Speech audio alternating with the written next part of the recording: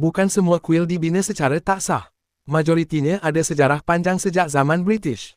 THIBAN. Sebelum kita melangkah jauh, yang belum lagi subscriber, apa kata anda subscriber dan tekan butang loceng untuk notifikasi video selanjutnya? Ketua Cabang PKR Kuala Selangor, Tiban Subramaniam, menegaskan tidak semua kuil dibina secara tidak sah. Sebaliknya majoriti kuil mempunyai sejarah panjang sejak zaman penjajahan British khususnya di kawasan ladang. Menurut laporan Suara Keadilan, Tiban mendakwa kuil-kuil ini wujud secara sah pada ketika itu, namun sehingga hari ini masih berdepan masalah pemilikan tanah akibat kegagalan kerajaan.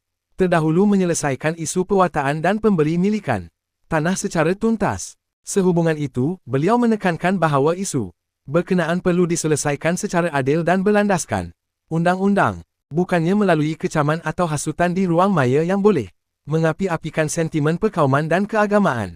Tiban turut menggesa kerajaan Madani mengambil tindakan tegas dan segera bagi menangani polemik berterusan di media sosial melibatkan pelabelan kuil Hindu sebagai kuil haram secara sembrono.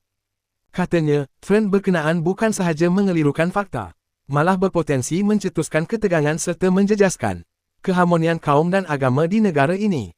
Saya memandang serius polemik berterusan di media sosial yang melibatkan isu kuil Hindu, khususnya trend melabel kuil sebagai kuil haram secara sembrono dan berunsur hasutan.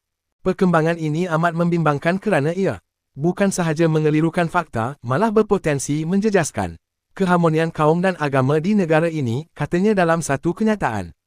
Saya menegaskan tidak wajar mempertahankan perbuatan pihak yang tidak bertanggungjawab membina kuil baharu di atas tanah persendirian atau tanah kerajaan tanpa sebarang kebenaran dan tanpa bukti sejarah kewujudan kuil tersebut. Mana-mana pembinaan baharu yang tidak mempunyai asas sejarah berkaitan penempatan ladang perlu disiasat dengan teliti dan tindakan sewajarnya hendaklah diambil mengikut undang-undang, katanya.